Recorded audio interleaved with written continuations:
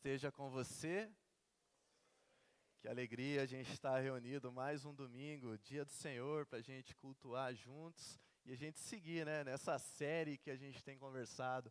Casamento sem filtro. O grande desafio que a gente tem feito ao longo dessa série é tirar o filtro de alguns personagens que a gente olha assim e a gente diz: uau! Esse personagem é perfeito, mas quando a gente tira o filtro, a gente começa a ver algumas camadas que não são assim tão bonitas. Pelo menos foi isso que a gente viu nos nossos pais da fé na última semana. Quando a gente tirou o filtro de Abraão e Sara, a gente percebeu um pouco dos seus erros. Hoje a gente vai seguir nessa jornada. Hoje a gente vai falar sobre mais um personagem. E ao tirarmos o filtro desse personagem, a gente vai perceber um casal que com filtro e sem filtro viviam diante da presença de Deus. Quero te convidar a abrir a sua Bíblia comigo no Evangelho, na verdade na carta de Paulo aos Romanos, capítulo 16, nos versos 3 a 5, que diz assim a palavra de Deus: saúdem Priscila e Áquila, meus colaboradores em Cristo Jesus, arriscaram a vida por mim, sou grato a eles. Não apenas eu, mas todas as igrejas dos gentios saúdem também a igreja que se reúne na casa deles. Vamos orar uma vez mais, feche seus olhos. Pai, nós estamos diante da Tua palavra e o desejo do nosso coração é que o Senhor fale conosco, que o Senhor nos ilumine, que o Senhor nos conforte, que o Senhor nos confronte. É no nome de Jesus que eu oro. Amém e amém. Bom, hoje nós vamos falar sobre esse tema. O que falta no seu casamento? Quando nós tiramos, então, os filtros e a gente olha para a nossa história, para as nossas casas, será que de fato a gente está satisfeito? Será que de fato falta alguma coisa no nosso casamento? Quando a gente pensa nisso, talvez você possa voltar lá atrás, na sua adolescência, e tentar pensar o que você imaginava que era o casamento quando você tinha lá os seus 12, 13, 14 anos. O que você imaginava que hoje você, com a sua idade, no casamento que você está, o que você pensava que era um casamento? Eu fiz esse exercício essa semana e eu me lembrei que tinha um tio meu que sempre ia na casa da minha mãe fazer algum serviço de construção. E entre esses serviços que ele fazia, ele sempre perguntava algumas coisas, né? E um dia ele perguntou: o que você imagina ser daqui a tanto tempo? Como você imagina que é você estar casado? E eu me lembro que na minha inocência, assim, dos meus 13, 14 anos, eu falei assim: tio, eu quero casar com 18 anos e eu quero ter uma edícula. Uma edícula é aquela casa com piscina, assim, uma casinha com churrasqueira. E eu imaginava que eu teria isso com 18 anos. Passados os tempos, eu me casei um pouquinho mais tarde com a Camila, me casei com 23 anos, e até hoje, 7 anos depois, a gente ainda não construiu a nossa edícula. Eu ainda não tenho a minha edícula com ela. E ao pensar sobre isso, eu me lembrei, falei, acho que eu nunca falei isso para ela, que essa era a minha expectativa há alguns anos atrás, que isso aconteceria na minha vida. Você percebe? A gente tem essas expectativas. A gente nutre no coração aquilo que a gente gostaria que fosse o nosso casamento. Você pode fazer esse exercício e se lembrar um pouco dessas expectativas que você nutria no seu coração. E ao pensar sobre isso, eu fui pesquisar quais são hoje os porquês que as pessoas se casam. Não só expectativas do que eles querem construir, mas quais são as expectativas que estão no seu coração, dos motivos que fazem uma pessoa se casar. E eu queria trazer algumas respostas do porquê as pessoas se casam. A primeira coisa: para ser feliz. Essa é clássica, não é? Por que a pessoa vai se casar, vai entrar em uma união com uma outra pessoa? Eu quero ser feliz. Eu quero encontrar a felicidade. Eu quero encontrar o amor. Eu quero ser amado, mas também ter a possibilidade de amar alguém. Essa é a primeira coisa do porquê. Mas tem uma outra: para ter um parceiro de jornada. Talvez você, como eu, cresceu assistindo aquele filme, aquela animação da Disney, Up, nas alturas, onde você vê um casal que se juntou assim, na sua juventude, adolescência, e foi caminhando assim, e eles envelheceram juntos, e você fala, é isso, não é? Eu quero experimentar desse tipo de relação, onde eu possa ter um parceiro de jornada, eu possa envelhecer junto, eu possa caminhar, eu possa compartilhar segredos, eu possa compartilhar a minha vida com essa pessoa. Mas uma terceira coisa é para ter filhos, né? Eu quero me casar porque eu quero que essa minha vida ela possa passar para alguém. Eu quero deixar um legado, eu quero construir uma família, ou pode ser, dentro do tempo que nós estamos vivendo, que alguém se casou porque teve filho.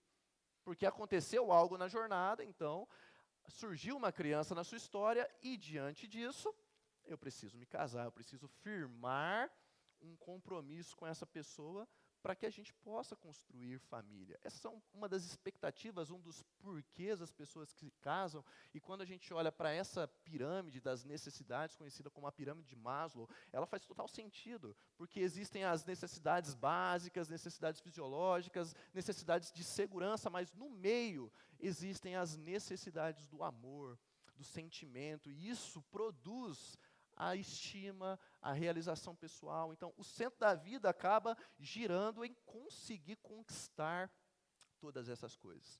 Então, as pessoas têm expectativas dos porquês se casam, e isso vai criando, assim, algo em seu coração. Só que, diante desse cenário, eu queria provocá-los um pouco mais, trazer uma outra pesquisa, essa entre cristãos. Pesquisa de 2 anos atrás, de 100 casamentos entre cristãos, 47 se divorciam. É quase que a metade dos casamentos que se iniciam, eles terminam. A grande pergunta é, o que aconteceu entre os porquês, as expectativas e o que levou a esses términos? E essa pesquisa aponta alguns porquês também, eu queria delimitar também em 3 porquês, sendo bem assim presbiteriano. O primeiro é problemas financeiros. A pessoa se casa, realiza o seu sonho, constrói aquela cerimônia magnífica, coisa bela, perfeita, mas com o tempo vai entrando em uma grande bola de neve, vai entrando numa maré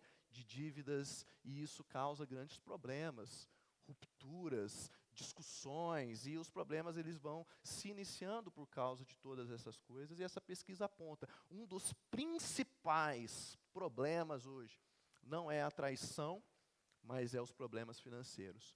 Hoje é muito mais fácil, segundo a pesquisa, perdoar uma traição afetiva do que perdoar uma traição financeira. Para a gente isso é quase que um absurdo, mas é dados que são apresentados para nós.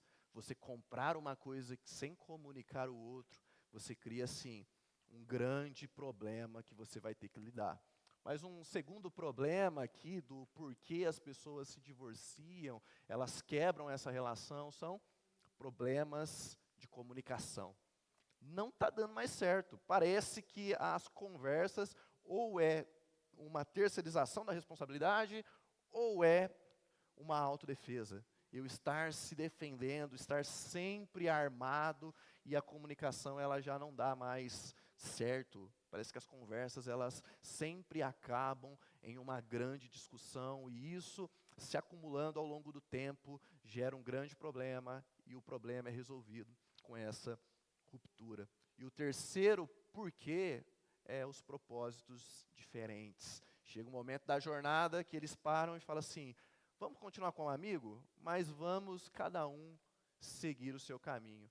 Isso talvez seja muito tradicional entre influencers. Você pode conhecer algum influencer que você viu assim na rede social e você olhava e dizia, uau, esse casal é perfeito. Eu queria que o meu casamento fosse igual ao deles. Olha as viagens que eles fazem, olha como eles criam os filhos, e de repente aparece assim no feed da rede social deles aquele anúncio, aquele vídeo curto. Bom, a gente tentou, a gente compartilhava com vocês toda a nossa vida, mas chegou nesse momento da nossa trajetória que a gente decidiu que nós vamos continuar como amigos, decidiu que nós vamos criar os filhos juntos, mas cada um vai seguir aqui o seu caminho. Percebe?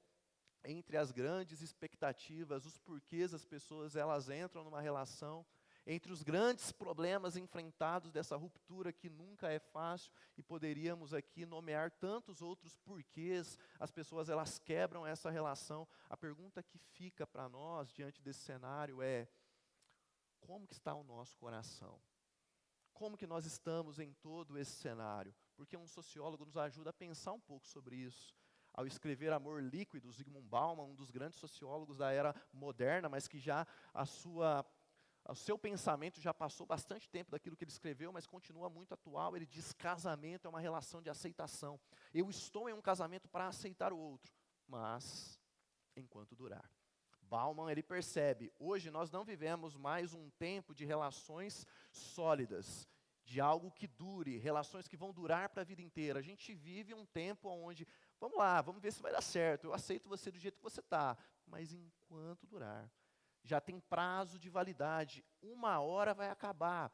Será que a gente, enquanto discípulo de Jesus, quando a gente tira o filtro, então, das nossas relações, a gente está bebendo muito dessas fontes, e isso tem moldado a nossa vida e o nosso coração? Diante desse cenário, algo que é muito importante que façamos aqui hoje é nos perguntar, afinal, o que é o casamento? O que é essa aliança que foi instituída por Deus desde os primeiros textos bíblicos que nós temos em Gênesis 1 e 2? O que é essa relação unilateral, onde nós assumimos responsabilidades um pelo outro? Quem nos ajuda a entender um pouco mais é o pastor Tim Keller, que ele diz: o casamento é tão parecido com a salvação. E aqui eu faço um parêntese. Tim Keller não está definindo o casamento como um sacramento, como um ato visível que a gente precisa cumprir. Ele entende que pessoas, elas continuarão sendo discípulos de Jesus, mesmo que elas não entrem em uma relação, mesmo que elas não se casem ao longo de sua vida. Mas ele diz que é tão parecido com a salvação, porque ele coloca um modelo como o nosso relacionamento com Cristo. Assim como no nosso relacionamento com Cristo nós somos moldados diariamente, nós não somos as mesmas pessoas que éramos há 5 anos atrás, na nossa relação conjugal também isso acontece. Se você tem aqui 5 anos de casado, você pode confirmar isso. A pessoa que você se casou não é a mesma pessoa de 5 anos atrás. Teve coisas na vida dela que foi transformada nessa relação com você. É bem possível que você possa ter se casado com alguém como eu, que deixava algumas coisas jogadas pela casa, e hoje tenho tentado jogar menos, né? Não está tudo completo, porque a gente não chegou ainda na consumação dos séculos, né? Mas foi transformado. Existem hábitos que a gente trouxe na nossa mochila ao longo de toda a nossa trajetória familiar, em contextos diferentes, que a gente precisou do ferro do outro para ser afiado e ser transformado. É isso que o Keller está dizendo. O casamento ele é parecido com a obra de Cristo, porque nós somos transformados diariamente. Diante desse cenário, a pergunta tema do nosso dia é: o que falta então no nosso casamento? E eu quero responder para você que o que falta para nós, nas nossas relações, é a percepção da missão de Jesus na nossa vida.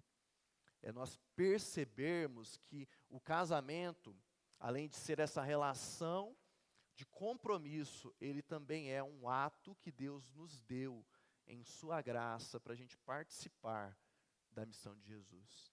E o que a gente precisa perceber e se perguntar é: como então o meu casamento tem participado de Jesus? Ou melhor, como o casamento ele participa da missão de Jesus? Ao olhar para essa história que lemos, a história de Priscila e Áquila, nós vamos responder de 3 formas como o casamento participa da missão de Jesus. Em primeiro lugar, o casamento participa da missão de Jesus por meio da parceria. Olha o que o texto nos diz: saúdem Priscila e Áquila, meus colaboradores em Cristo Jesus. Algo que é muito bonito na história de Priscila e Áquila, que eles são citados 7 vezes ao longo de toda a narrativa das Escrituras. 7 vezes eles são citados. Ironicamente, ou propositalmente pelos autores, todas as vezes que eles são citados juntos.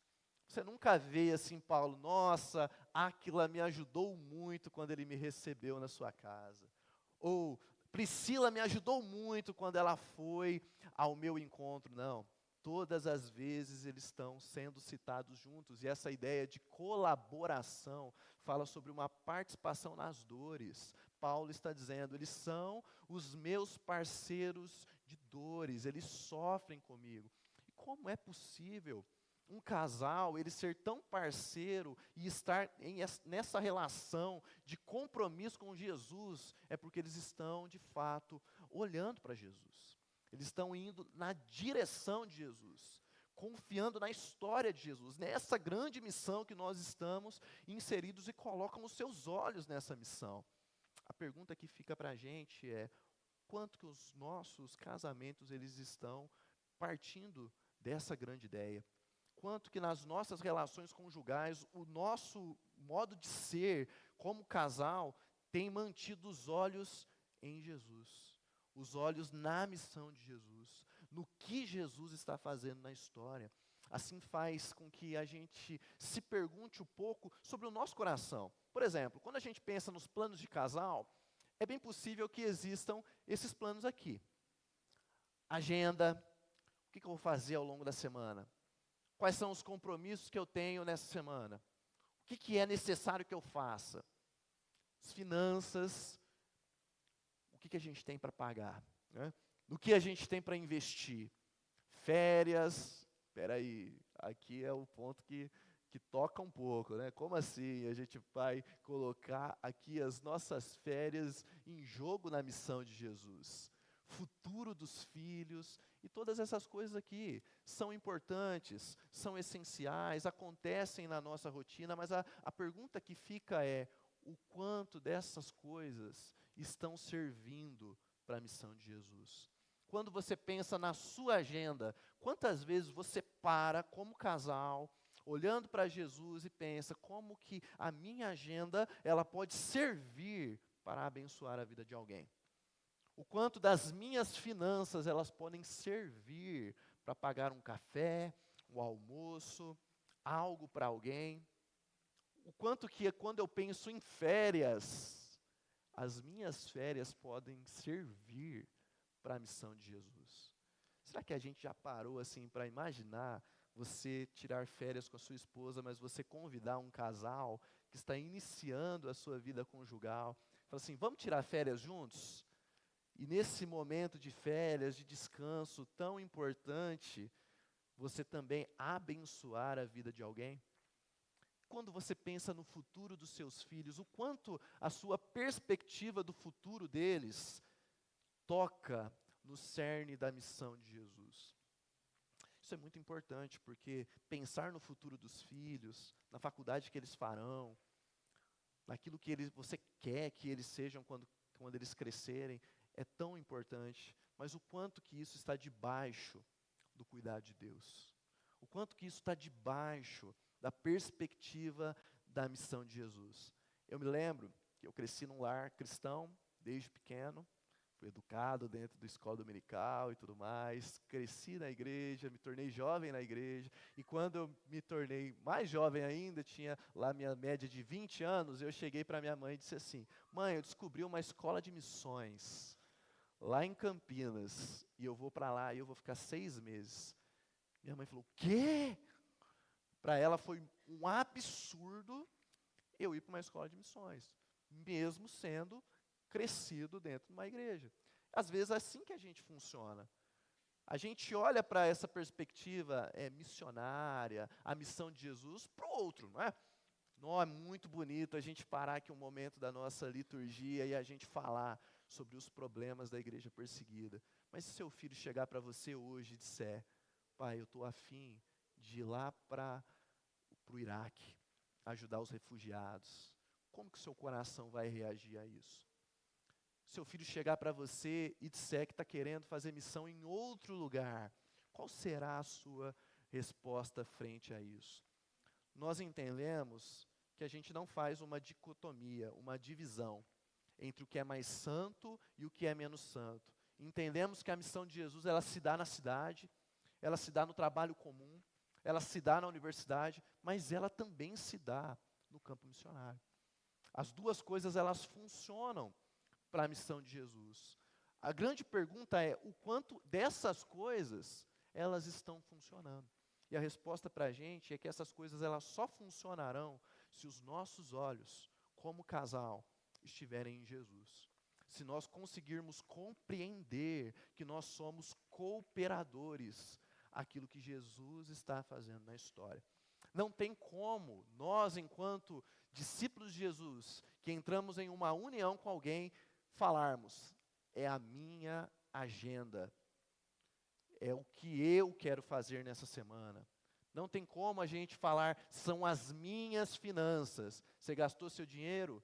Se vira, eu estou com o meu aqui e ele ainda dá para comprar 3 hambúrgueres. Não, na missão de Jesus não existe mais isso. Em uma relação conjugal, é tudo nosso agora. Existe a nossa agenda, existe as nossas finanças, existe as nossas férias, existe a perspectiva para os nossos filhos. Porque quando a gente olha assim para cenários opostos, é como se a gente imaginasse essa imagem. Tenta imaginar, um casal está saindo de férias. E aí eles vão lá, cada um arruma a sua malinha, cada um entra no carro, mas cada um coloca o seu Google Maps, o seu Waze. E olha na imagem, enquanto o marido está olhando para um lado, imaginando, eu vou chegar lá na praia de Riviera, a esposa está olhando, não, eu vou chegar lá no meio do mato de Monte Verde. Não tem como. Quando nós estamos em uma relação conjunta, os nossos olhos eles precisam estar no mesmo lugar. A gente precisa estar olhando para Jesus e sermos formados à imagem de Jesus. E nós precisamos perceber, nós estamos em missão.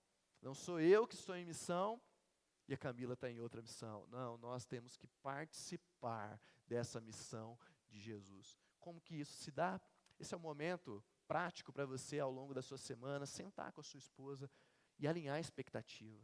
Falar, será que as nossas agendas, as nossas perspectivas, as nossas finanças, elas estão participando da missão de Jesus? Como você enxerga a missão de Jesus? Esse é um momento como família de um pastorear o coração do outro. Um cuidar da vida do outro e perceber se as nossas expectativas elas estão desalinhadas, nós podemos alinhar com Cristo Jesus. Mas veja, em segundo lugar, como o casamento participa da missão de Jesus? Por meio do sacrifício. A parte A do verso 16 de Romanos 16 diz, eles, Priscila e Áquila, arriscaram a sua vida por mim, sou grato a eles. E é muito interessante que Paulo aqui, ele coloca no texto grego uma nuance interessante, que é, Priscila e Áquila colocaram o seu pescoço na forca, colocaram o seu pescoço no perigo. E aqui é muito interessante a gente pensar em duas perspectivas do sacrifício. A primeira é do marido se sacrificando pela esposa. Essa é muito clássica para a gente, né? Quando a gente lê lá o texto de Efésios, Paulo ele usa esse exemplo, que o homem deve dar a sua vida pela esposa, assim como Cristo deu a sua vida pela igreja. Muito bonito, mas o que o texto ele nos aponta aqui não é só essa camada do sacrifício, mas é a segunda camada do sacrifício, que é colocar a sua vida em perigo em prol do outro. O que Paulo está dizendo é que Priscila e Áquila colocaram um X nas suas costas, arriscando a sua vida por Paulo. Talvez isso possa nos lembrar de um texto que está lá em Atos, capítulo 18, que é onde Paulo conhece Priscila e Áquila. Em meio à chegada de Paulo em Corinto, uma chegada muito conturbada, as pessoas perseguiram Paulo, ele foi acolhido por Priscila e Áquila. Diante de nós, como esse texto ele chega para a gente, como esse texto nos abraça, é se perguntar também na nossa relação conjugal, o quanto o nosso casamento tem se arriscado por alguém além da gente. Isso envolve o nosso conforto. Isso envolve o lugar que a gente está. Porque é possível que você lá no seu trabalho, você ouça falar sobre problemas da vida dos outros. Nossa, o filho de fulana que trabalha comigo lá, está passando uma dificuldade lá em casa com seu marido. Está passando por um grande problema financeiro. Aí você fala, nossa, vamos orar por ele, não é? Bênção, mas o que o texto aqui nos ensina é, quanto que a gente está disposto a dizer, vamos lá, vamos participar do que está acontecendo lá, vamos responder ao que está acontecendo lá.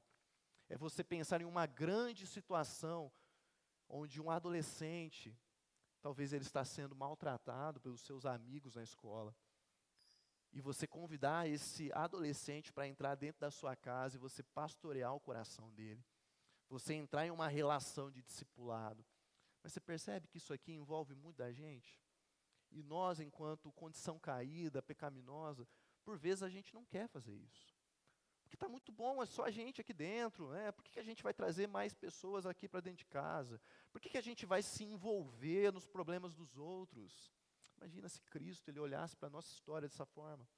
Diante de um cenário de um mundo mau, de pessoas mortas em seus delitos e pecados, Deus olhasse na Trindade e dissesse, Jesus, você vai ter que ser enviado como o meu filho para lá, para assumir o lugar dessas pessoas, e Jesus olhasse, pô, paizão, acho que eu não vou me envolver nesse problema não. Deixa que eles lá, mortos, vamos ficar a gente aqui, dentro da Trindade. Não, o que Cristo fez por nós foi uma ação de sacrifício. Foi entrar na história em um mundo conturbado, em relações bagunçadas, para nos tirar desse lugar, para nos dar vida. E ao olhar para cada um de nós, o que Cristo exige de nós é uma resposta semelhante.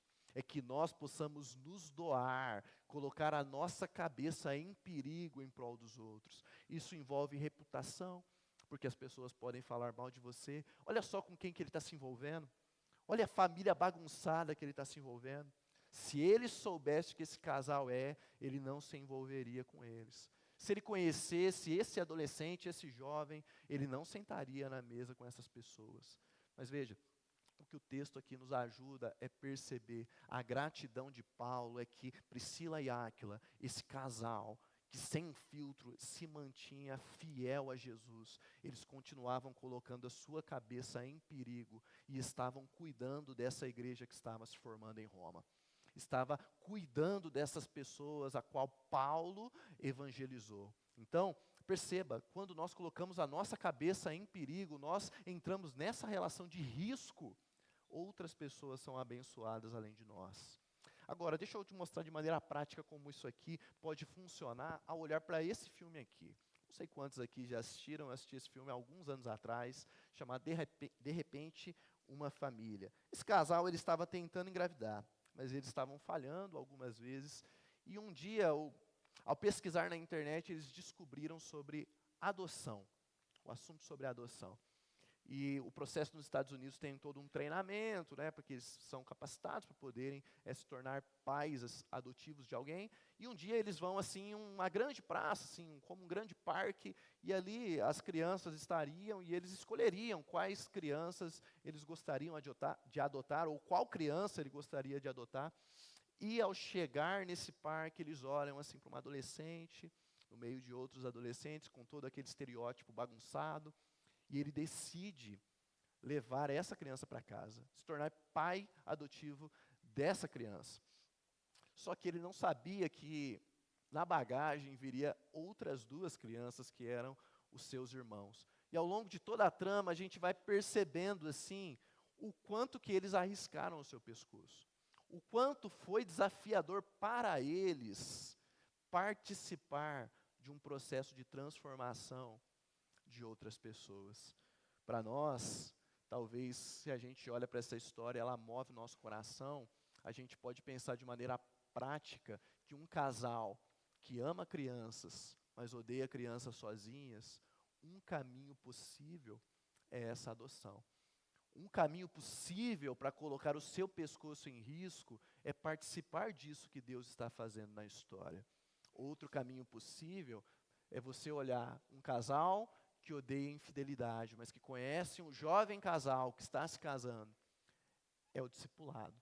É caminhar com essas pessoas. É perceber que você, enquanto casal que já enfrentou as suas dificuldades, que já enfrentou os seus problemas, que já passou por várias questões, você pode participar da vida de outras pessoas, pastoreando o coração delas, caminhando com essas pessoas, andando lado a lado. É assim que um casamento participa da missão de Jesus, por meio do sacrifício, por meio de se arriscar, por meio de estar diariamente comprometido com outras pessoas. Mas em terceiro e último lugar, o casamento participa da missão de Jesus por meio da hospitalidade. Olha que a parte B do versículo 4 nos diz, e a parte A do versículo 5, não apenas eu, não apenas Paulo era grato, mas todas as igrejas dos gentios. A ação de Priscila e Áquila alcançou outras pessoas ao ponto dele dizer, também saúdem a igreja que se reúne na casa deles. Dessa relação de sacrifício nasce uma igreja, nasce um lugar de hospitalidade, nasce um lugar onde talvez essas pessoas elas viam ali, dentro do contexto, as mobílias da época sendo jogadas para lá e para cá, os tempos de conversa que eles gastavam, as horas até tarde que talvez essa igreja ficava ali reunida, orando, as comidas que eles faziam ali para que aquela igreja pudesse comer, porque uma coisa que a gente sabe como crente é que crente gosta de comer. Tente imaginar esse pequeno grupo na casa de Priscila e Áquila como anfitrião. O PGV de Priscila e Áquila era muito assim, hospitaleiro. Era um lugar assim onde realmente a comunhão acontecia, era realmente um lugar ali onde eles podiam ficar até tarde, o anfitrião não ficaria incomodado assim, levantando, galera, vamos lá, né? Amanhã é dia de trabalho, né? Esse lugar aqui era um lugar de hospitalidade, era um lugar de serviço, era um lugar de cuidado, era onde essas pessoas elas eram equipadas. E olha só, quando isso acontece, as pessoas são abençoadas e geram nelas gratidão. É muito difícil receber gente em casa, não é? Se você ainda quer cozinhar, é mais difícil ainda, porque você vai pensar um dia antes, qual é o cardápio que eu posso servir para essa pessoa? O que essa pessoa come? O que essa pessoa não come? Qual é o prato favorito dela? Como que eu posso fazer? E aí você passa lá o dia inteiro, às vezes, cozinhando, no caso eu não, né? Mas vocês passam assim o dia inteiro cozinhando, pensando naquele prato, servindo. E quando você vai recebendo gente em casa, se você, assim como eu, mora num apartamento, as cadeiras começam a sujar, né, as paredes. Então vai tendo ali algo estético que vai se perdendo ao longo do tempo. No outro dia, o marido vai ter que lavar toda aquela louça, ele vai ter que cuidar de tudo aquilo. Hospitalidade dá trabalho, mas hospitalidade para nós é um dom. É algo que Deus ele espera que nós, como discípulos de Jesus, façamos. A grande pergunta não é só se nós temos recebido pessoas em casa, mas o quanto nós estamos dispostos a colocar o nosso conforto em xeque. Pensando no nosso contexto, um culto matinal como a gente tem, um domingo à tarde, que você pode passar a sua tarde assistindo um Netflix, você fala assim, não, eu vou gastar a minha tarde com alguém. Eu vou convidar alguém para vir aqui para dentro de casa. Eu vou receber essa pessoa bem. Eu vou ouvir o seu coração. Eu vou tomar um café com essa pessoa. Isso aqui tira a gente do conforto, mas mostra que nós estamos percebendo justamente essa missão de Jesus e nós estamos participando da missão de Jesus. Agora, quando a gente coloca a nossa vida dentro de tudo isso, talvez algo que é invisível aos nossos olhos, mas que é importante que falemos, é o quanto as pessoas, assim como o texto de Paulo, são abençoadas, são tocadas por essa ação. Queria te contar uma história. Tinha uma mulher nos Estados Unidos que ela era anticristã, feminista e professora universitária. E ela era casada com uma outra mulher, então ela defendia a perspectiva LGBTQ. E assim, ela escreve algumas cartas para um pastor dos Estados Unidos para confrontá-lo. A perspectiva dela, eu vou confrontar essa pessoa, eu vou dizer que essa pessoa está errada. Ela escreve muitas cartas para essa pessoa. Um dia, esse pastor, ele recebe essas cartas. Ao abrir essas cartas e ler, ele responde. Poxa vida, eu vi aqui as suas perspectivas, eu vi aqui que você queria conversar comigo e tudo mais. Vamos fazer o seguinte, terça-feira, vem jantar aqui na minha casa. E ele convidou essa mulher para ir à casa dele, para jantar. E a forma como ele tratou, a forma como ele e sua esposa trataram aquela mulher ativista, começou a levantar algumas perguntas em seu coração. Por que esse pastor está me tratando desse jeito? Por que ele não está falando nada da minha relação com outra mulher que para ele é totalmente assim, errada. E ao terminar aquele jantar, ele falou assim, e aí, gostou da conversa? Não, gostei. Vamos fazer o seguinte, terça-feira que vem, vamos jantar de novo? E isso foi se repetindo, até que ela começou a perguntar para esse pastor, por que você vive desse jeito? Por que você trata a minha vida desse jeito? Esse pastor simples, o Evangelho. A boa notícia do Evangelho é que eu e você estávamos no mesmo lugar. Nós dois estávamos mortos. Só que eu descobri alguém que me trouxe esse pão. E eu preciso te convidar a participar desse pão. Com o tempo, essas conversas gerou um discipulado ao ponto dessa mulher se ver, opa, a relação que eu estou, ela é contra a boa notícia que eu estou ouvindo. Ela rompeu a sua relação e ela começou a ser discipulada por aquele pastor. Tempos depois, nesse processo de santificação, ela foi transformada em seus afetos, ela se tornou uma discípula de Jesus, ela se casou com uma pessoa, ela teve filhos e hoje ela escreve sobre hospitalidade. E uma das suas falas, essa mulher chamada Rosária Butterfield, é o seguinte: a sua casa pode se tornar um lugar ideal para conversas sinceras, acolhimento e testemunho cristão no cotidiano. Só que percebe?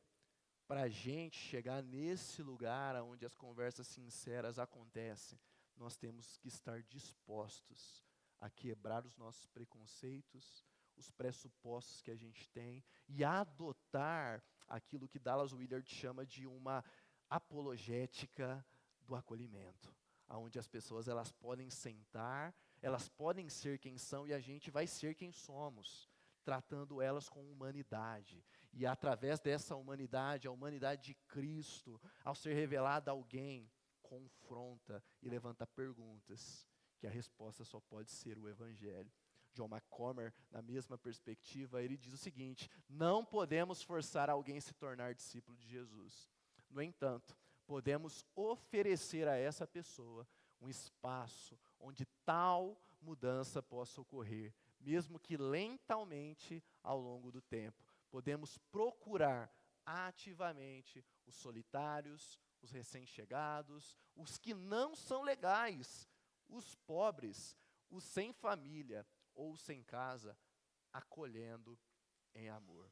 Como isso aqui nos desafia, não é? A gente perceber que o processo de transformação de alguém é um processo lento. É um processo de estar na mesma direção longamente.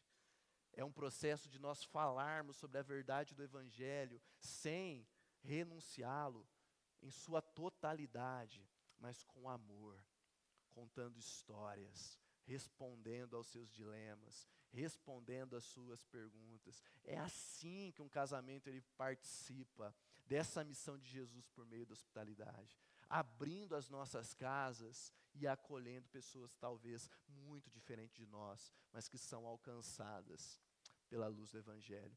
Quando nós olhamos para essa história de Priscila e Áquila, tirando os seus filtros e percebendo o quão autênticos eram, a gente precisa olhar para a vida deles a partir de uma história muito maior do que eles.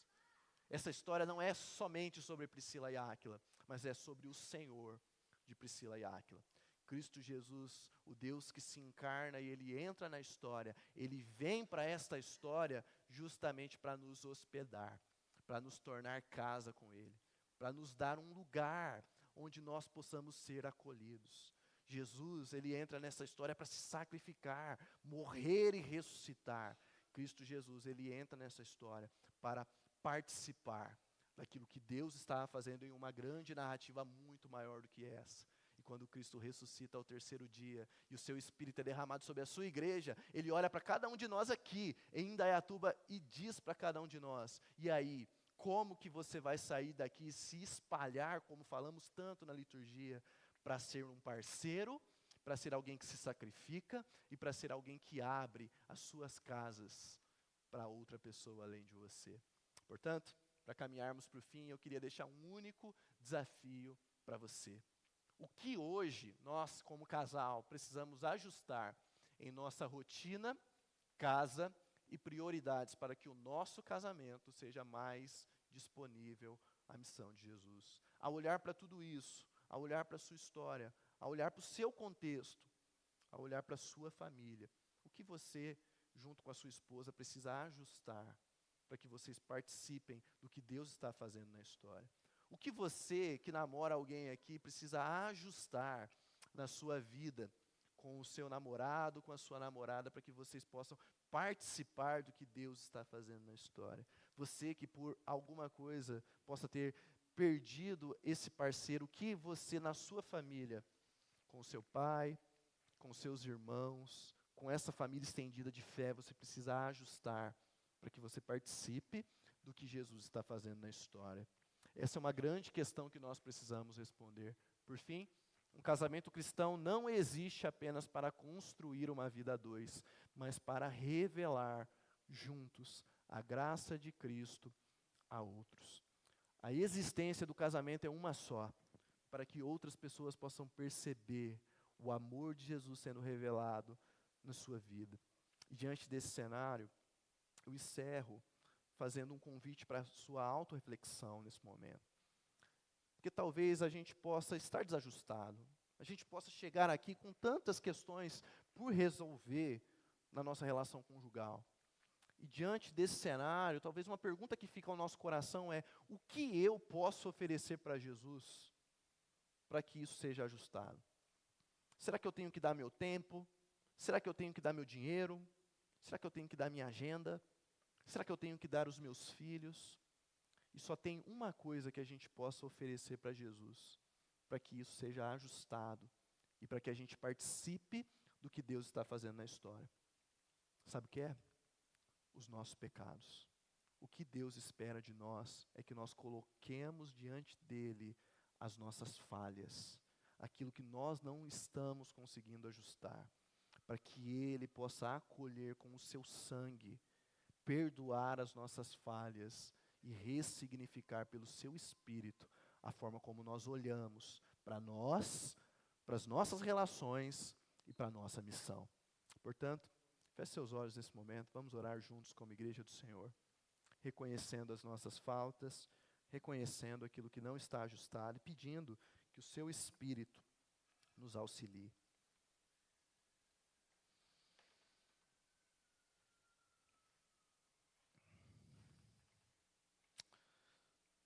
Pai querido, obrigado pela oportunidade de nós estarmos aqui. Obrigado porque o Senhor fala ao nosso coração através da Tua palavra. E o desejo do nosso coração agora é que o Senhor nos encontre na história. Que o Senhor trate o nosso coração, trate aquilo que não está ajustado, para que nós possamos viver a partir daquilo que Cristo é. Para que nós possamos, como casais aqui espalhados nessa igreja, participar daquilo que o Senhor está fazendo na história. Nos dê, Senhor, o privilégio e a responsabilidade de participar de tudo isso. Eu faço essa oração no nome santo de Jesus. Amém e amém.